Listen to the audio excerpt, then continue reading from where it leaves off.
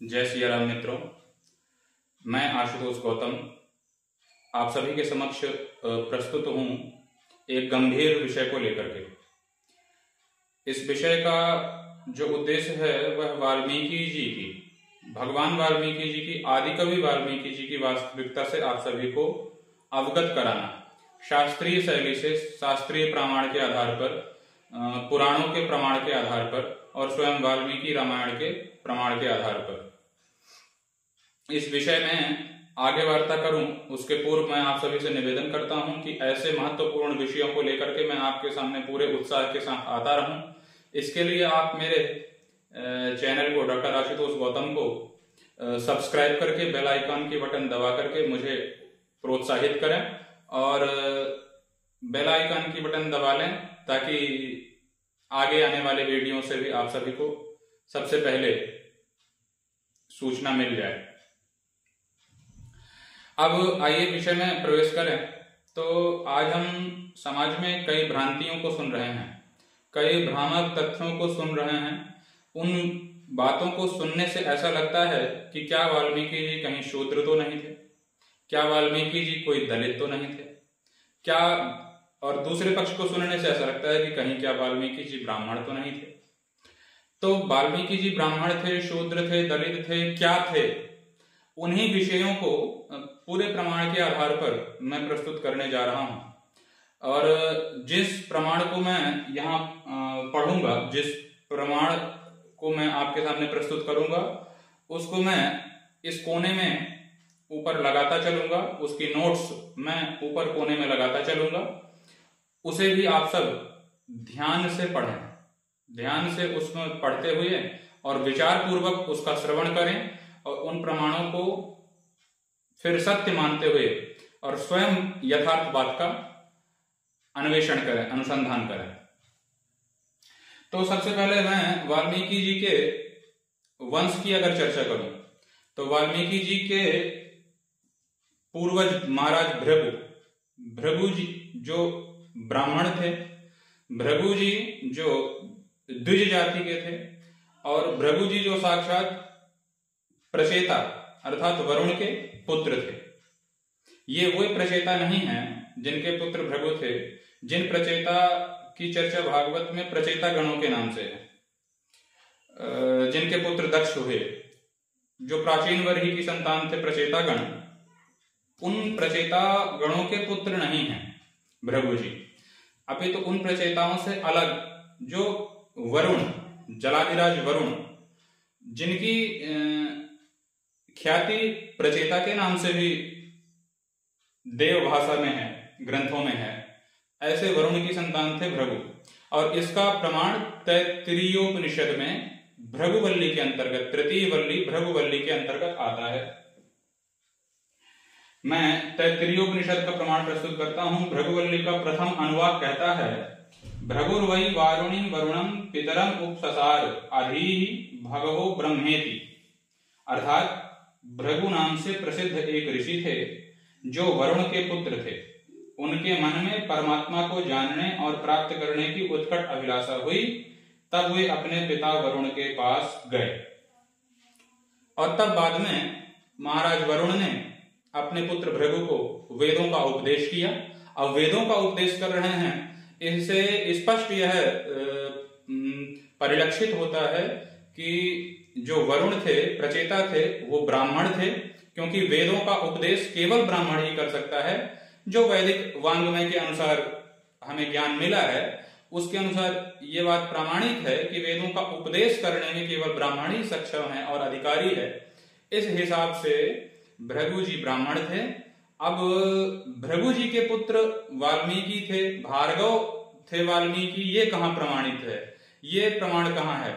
तो वह प्रमाण जानने के लिए हम वाल्मीकि रामायण का ही अध्ययन करें। तो वाल्मीकि रामायण में जो 7वां कांड है उसका जो अध्याय नंबर 94 है, उस अध्याय नंबर 94 का जो श्लोक 25 और 26 है उसमें साफ प्रमाणित है। कुश और लव जो रामायण के प्रथम गायक हुए, उन राम जी के तनय कुश और लव ने अपनी वाणी से वाल्मीकि रामायण के रचयिता का परिचय दिया है। जब महाराज श्री राम जी ने कुश और लब से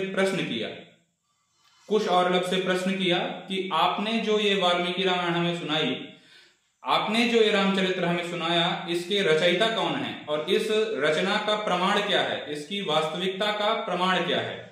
तब कुश और लब ने उस सभा में एक बात कही कि वाल्मीकि भगवान कर्ता संप्राप्तो यज्ञ संविधम येनेदं चरितम तुभ्यम शेषम संप्रदर्शितम सन्निबद्धम हि श्लोकानां चतुर्विंशत् सहस्त्रकम उपाख्यान शतम चैव भार्गवेण तपस्विना। जब रघुनाथ जी ने प्रश्न किया कुमार लव और कुमार कुश से कि आपके इस रामचरित्र का प्रमाण क्या है, इसकी वास्तविकता का प्रमाण क्या है, तब कुमार लव और कुमार कुश ने ये 2 श्लोक कहे और उनका अर्थ आप श्रवण कर लीजिए। महाराज, जिस काव्य के द्वारा आपके इस संपूर्ण चरित्र का प्रदर्शन कराया गया है, उसके रचयिता भगवान वाल्मीकि हैं और वे इस यज्ञ स्थल में पधारे हुए हैं।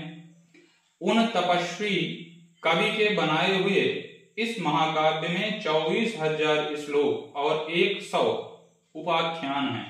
सन्निबद्धम हि श्लोकानां चतुर्विंशत् सहस्त्रकम उपाख्यान शतम चैव भार्गवेण तपस्विना। यहाँ पे भार्गव शब्द विशेषण है वाल्मीकि जी का, जिन्होंने रामायण की रचना की। वाल्मीकि जी के द्वारा भार्गवेण, भार्गव जी के द्वारा इस ग्रंथ का प्रादुर्भाव हुआ, उत्पत्ति हुई, इस ग्रंथ की रचना हुई, जिसमें 24,000 श्लोक हैं और 100 उपाख्यान हैं। ये स्वयं वाल्मीकि रामायण प्रमाण है कि भृगुवंशी होने के नाते वाल्मीकि जी को भार्गव कहा गया। अर्थात दूसरे इस प्रमाण से पुष्ट होता है कि वाल्मीकि जी ब्राह्मण वंश के थे, पिछड़े वर्ग के, शूद्र अथवा दलित नहीं थे। शूद्र वर्ण अथवा दलित वर्ण से कोई दोष नहीं है, लेकिन जब हम किसी ऋषि महात्मा की जाति ही बदल देंगे, उनकी जाति को ही स्थानांतरित कर देंगे, वहां पे हमें दोष लगेगा, वहां पे हमें हमारे इस अपराध का दोष लगेगा।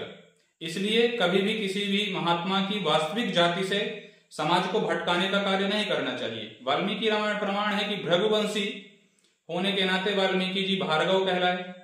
भृगुवंशी हैं, इसी कारण वो विप्र हैं, इसी कारण वो ब्राह्मण हैं। ये सबसे बड़ा प्रमाण है स्वयं वाल्मीकि रामायण। ये स्वयं वाल्मीकि रामायण कह रहा है कि वाल्मीकि जी भार्गव हैं, भृगुवंशी हैं, अर्थात विप्र हैं, ब्राह्मण हैं। तृतीय प्रमाण की ओर अगर हम दृष्टिपात करें तो तृतीय प्रमाण महाभारत का है। महाभारत काव्य है, मैं इसका भी प्रमाण कोने में लगाऊंगा। महाभारत में पितामह भीष्म ने शांति पर्व में महाराज युधिष्ठिर को उपदेश दिया है। शांति पर्व में महाराज युधिष्ठिर को उपदेश पितामह भीष्म ने दिया है और शांति पर्व के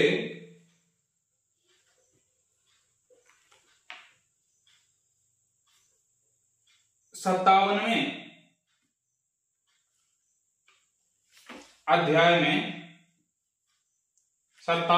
अध्याय में वाल्मीकि जी का परिचय देते हुए भीष्म पितामह ने भी भार्गव शब्द से वाल्मीकि जी को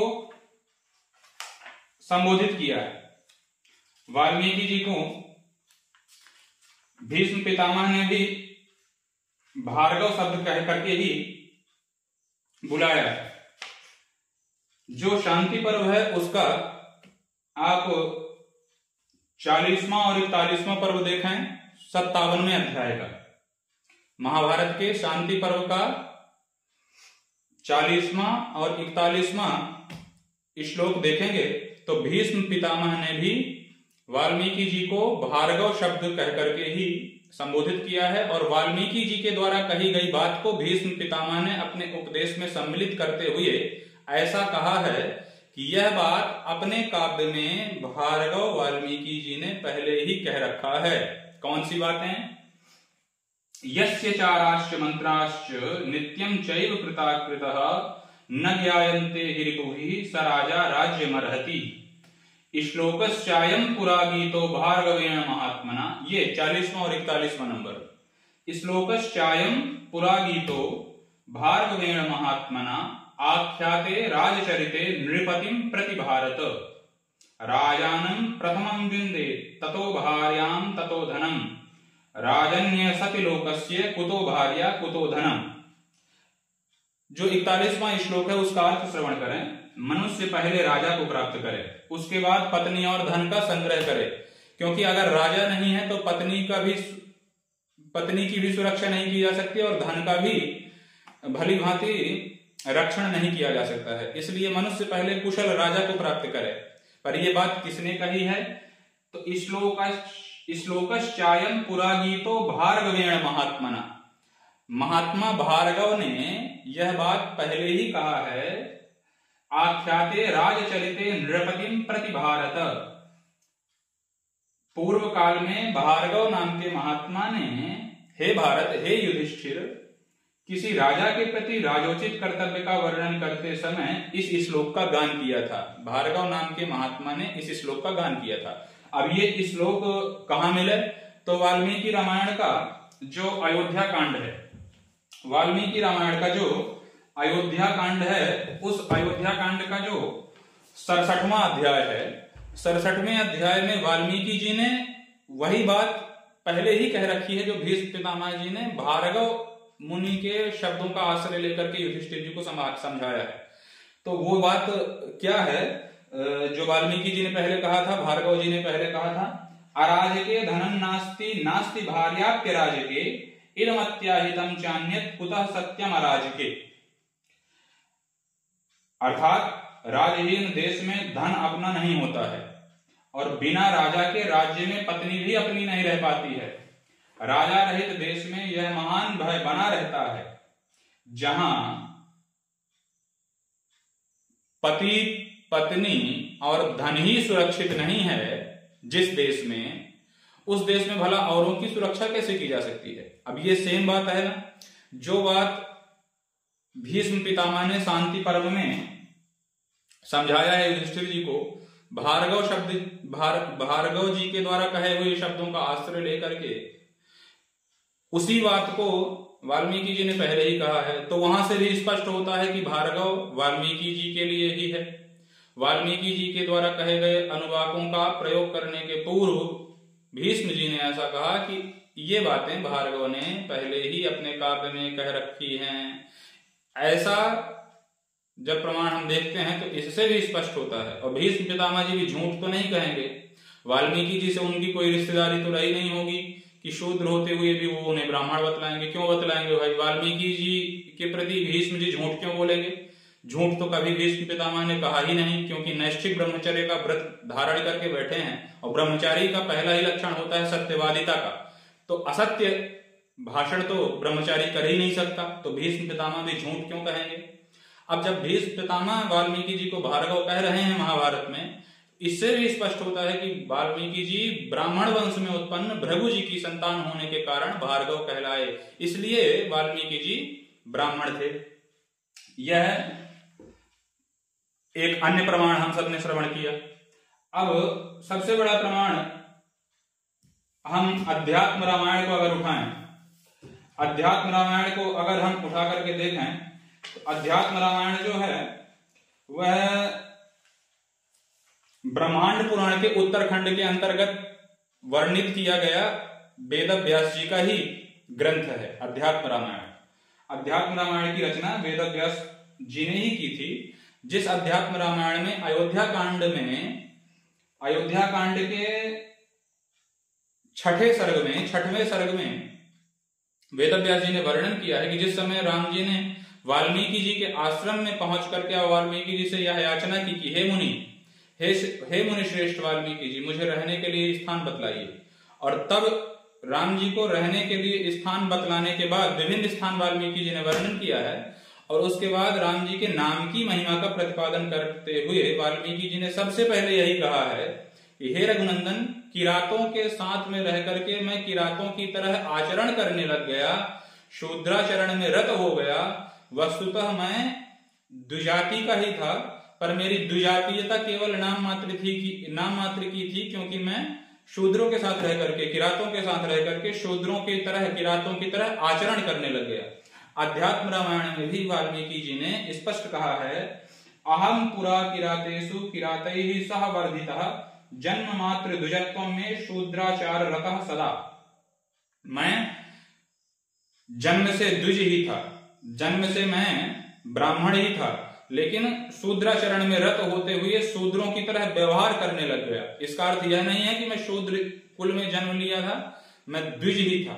और इस बात का प्रमाण इसी अध्याय में आगे चल करके शक्त ऋषियों ने वाल्मीकि जी को जब संबोधन किया है तो ब्राह्मणाधम कह करके ही संबोधन किया है, ब्राह्मणाधम कह करके ही संबोधन करते हुए। और सप्त ऋषियों ने भी वाल्मीकि, जब इस अध्याय को आप 6वें अध्याय को, जो दूसरा कांड है अध्यात्म रामायण का, उसके 6ठे सर्ग को आप जब पूरा पढ़ेंगे तो सप्त ऋषियों ने वाल्मीकि जी को ब्राह्मणाधम कहा है। हे द्विजाधम, तू हमारी तरफ क्यों आ रहा है? हे द्विजाधम, तू हमारी तरफ क्यों आ रहा है? ये अध्यात्म रामायण कह रही है। द्विजाधम माने पतित ब्राह्मण, क्योंकि शूद्राचरण में रत हो चुके थे, दूसरों को चोरी करना, दूसरों को मारना, दूसरों की जान हानि करना, यही वाल्मीकि जी का कार्य हो चुका था। इस कारण से उन्हें द्विज कुल में उत्पन्न होने के बाद भी द्विजाधम कहा गया, क्योंकि उनका कर्म गिर चुका था, पर वो थे तो द्विज ब्राह्मण थे। यह प्रमाण है। अब वाल्मीकि जी का नाम वाल्मीकि क्यों हुआ? किसी समाज में जन्म लेने के कारण नहीं। जैसे आज वाल्मीकि समाज बना रहे हैं लोग, वाल्मीकि समाज की सदस्यता ले रहे हैं और अपने आप के नाम के आगे वाल्मीकि लिख करके कहते हैं हम वाल्मीकि जी के वंशज हैं, हम वाल्मीकि जी के वंश के हैं और इनके वंश में जन्म लेने के कारण हमारा नाम अमुक प्रसाद वाल्मीकि है, हमारा समाज अलग है, हम शूद्र समाज के हैं, इसलिए हम वाल्मीकि लिखते हैं। पर वाल्मीकि जी शूद्र नहीं थे। वाल्मीकि जी किसी समाज में जन्म लेने के कारण वाल्मीकि नहीं कहलाए, अपितु वाल्मीकि से, दीमक से निकलने के कारण वाल्मीकि जी का नाम वाल्मीकि हुआ। वाल्मीकात् संभवो यस्मात् द्वितीयं जन्म ते भवत् इत्युक्त्वा ते ययुर्दिव्य गतिं रघुकुलोत्तम वाल्मीकान् निर्गतश्चाहं निहारादिव भास्करः मामप्याहुर्मुनिगणा वाल्मीकिस्त्वं मुनीश्वर। राम जी से वाल्मीकि जी कहते हैं कि मैं वाल्मीकि से निकला। वाल्मीकि अर्थात दीमकों का ढेर। जब सप्त ऋषियों ने वाल्मीकि जी को समझाया, उनके कर्मों का बोध कराया और उन्हें तपस्या करने के लिए कहा, तब वाल्मीकि जी ने हजारों वर्षों तक तपस्या की। उस तपस्या के परिणाम से वाल्मीकि जी के पूरे शरीर में दीमक लग गई। जिस तपस्या से उन्हें ब्रह्म बोध हुआ था, उस तपस्या को करने के लिए उनके पूरे शरीर में दीमक लग गई। इतनी दुरूह तपस्या करी। लेकिन जब तपस्या के बाद वाल्मीकि जी का शरीर उस दीमक के ढेर से निकला, वाल्मीकि के ढेर से निकला, तब दीमक से निकलने के कारण, वाल्मीकि संभूत देह से निकलने के कारण, वाल्मीकि आच्छादित देह से निकलने के कारण वाल्मीकि जी का नाम वाल्मीकि हुआ। वाल्मीकान् निर्गतश्चाहं निहारादिव भास्करः मामप्याहुर्मुनिगणा वाल्मीकिस्त्वं मुनीश्वर। जिस प्रकार कुहरे को पार करके सूर्य निकल आता है, उसी प्रकार मैं वाल्मीकि से निकल आया। तब मुनिगण ने मुझसे कहा, हे मुनिवर, तुम वाल्मीकि हो। वाल्मीकि से निकलने के कारण, वाल्मीकि से तुम्हारा यह जन्म हुआ, इसके कारण तुम वाल्मीकि हो। वाल्मीकि समाज में जन्म नहीं हुआ, इस कारण से वाल्मीकि जी का नाम वाल्मीकि नहीं है। वाल्मीकि जी द्विज समाज के ही हैं, ब्राह्मण वंश के ही हैं, लेकिन तपस्या के कारण उनके शरीर में दीमक ने घर कर लिया। दीमकों से निकलने के कारण वाल्मीकि जी का नाम वाल्मीकि हुआ। वाल्मीकि कहते हैं दीमक को। यह अध्यात्म रामायण प्रमाण है। यह अध्यात्म रामायण प्रमाण है।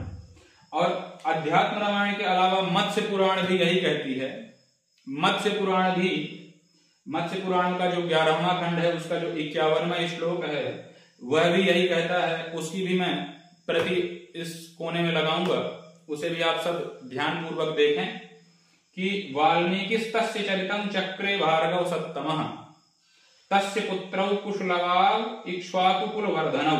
यहाँ पे राम जी के विषय में वर्णन है। राम जी का कहते हैं कि महर्षि प्रवर वाल्मीकि जो भार्गव श्रेष्ठ थे, वाल्मीकिस्तस्य चरितं चक्रे भार्गव सत्तमः तस्य रामस्य चरितं चक्रे। भाग किसने बोले? वाल्मीकि तस्य रामस्य चरितं चक्रे।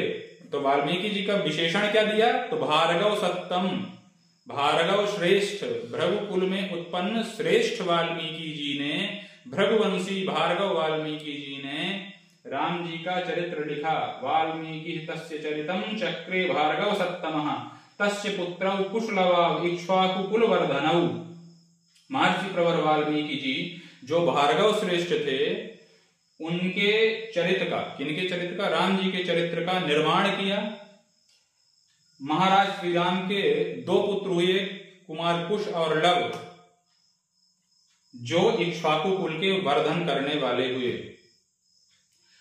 इस श्लोक में भी भार्गव शब्द से जिसने राम जी का चरित्र लिखा, वाल्मीकि जैसा महाकाव्य लिखा, उस वाल्मीकि महाकाव्य के, रामायण महाकाव्य के रचयिता का नाम देते हुए भार्गव शब्द ही ग्रंथकार ने उच्चारण किया है। तो भार्गव शब्द से हर जगह वाल्मीकि जी को संबोधित किया है। इसलिए मैं आपसे करबद्ध हाथ जोड़ करके यह प्रार्थना करता हूं कि जो व्यक्ति, जो विद्वान गलत जानकारियां दे, उसे तो सबसे पहले विद्वान ही मानना बंद करें, क्योंकि उसने ग्रंथ का अवलोकन नहीं किया। समाज में आज सबसे बड़ी जवाबदारी उन धर्म गुरुओं की है जो व्यासपीठ पर बैठ करके ग्रंथों का वाचन करते हैं। सबसे पहले ग्रंथों को खूब पढ़िए, उसके बाद कुछ कहिए। और जो पढ़ते ही नहीं है, जो अध्ययन ही नहीं करते हैं ग्रंथों का, केवल जो मन आता है वही बोलने लगते हैं, उनकी बातों को सुनना बंद करो। उनकी बातों को सुनने से दिमाग में भ्रम आएगा, क्योंकि उन्होंने स्वयं तो अध्ययन किया नहीं है, और बिना अध्ययन के आधार पर कोई कितना अच्छा ज्ञान प्रस्तुत करेगा। इसलिए समाज को दिशा दिखाने के पहले स्वयं शास्त्रों का अवलोकन कीजिए। ये शास्त्र झूठ नहीं बोलते, ये किसी के पक्षधर नहीं है, किसी वंश के, किसी जाति के पक्षधर नहीं है। इन्होंने सभी धर्मों को एक बराबर माना है, सभी जातियों को एक बराबर माना है। लेकिन असली मनुष्य कौन है? जो जिस जाति में जन्म मिला है, उसी जाति में जीता हुआ, उस जाति के कर्मों को अपना करके और भगवत प्राप्ति कर ले। इसलिए किसी भी जाति से विरोधाभास नहीं है, लेकिन हम जब कुछ भी व्याख्यान देने के पहले ऐसी मानसिकता बना लेते हैं कि हमें अमुक ऋषि को बदनाम करना है, तो उस व्याख्यान से न आपका कल्याण होगा और न आपके व्याख्यान को सुनने वाले का कल्याण होगा। इसलिए वाल्मीकि जी के नाम पर समाज को गलत निर्देशन देने वाले सतर्क हो जाएं, और उन व्याख्यानों को सुनने वाले भी सावधान हो जाएं, क्योंकि इतने सारे प्रमाण मैंने प्रस्तुत किए हैं और उन प्रमाणों को मैंने अपनी स्क्रीन में लगाया भी है। इन प्रमाणों के आधार पर यह पुष्ट होता है कि वाल्मीकि जी का शूद्र जाति से कोई संबंध ही नहीं है, अर्थात जन्मगत कोई भी संबंध शूद्र जाति से वाल्मीकि जी का कोई भी संबंध है ही नहीं। जन्मना वाल्मीकि जी महाराज भृगु ऋषि की, भृगु ब्राह्मण की संतान है, इसलिए हर जगह उन्हें भार्गव कहा है। तैत्तिरीयोपनिषद में वाल्मीकि जी के पिताजी के वंश का वर्णन है, जहां प्रचेता के पुत्र भृगु, वरुण के पुत्र ब्रह्मज्ञानी, ब्राह्मण वरुण के पुत्र भृगु, और भृगु जी के वंश में महर्षि वाल्मीकि का जन्म हुआ। इसीलिए प्राचेत सोहम दसमः श्रुत्वा राघव नंदन, वाल्मीकि जी ने इसीलिए अपने आप को प्राचेतस कहा है, प्रचेता के वंश में उत्पन्न कहा है। पर ये प्रचेता प्राचीन वर्ही के वंश में उत्पन्न प्रचेता गण से संबंध नहीं रखते हैं, वो प्रचेता गण अलग हैं, और जिन प्रचेता की चर्चा वाल्मीकि जी ने की है वो अलग है।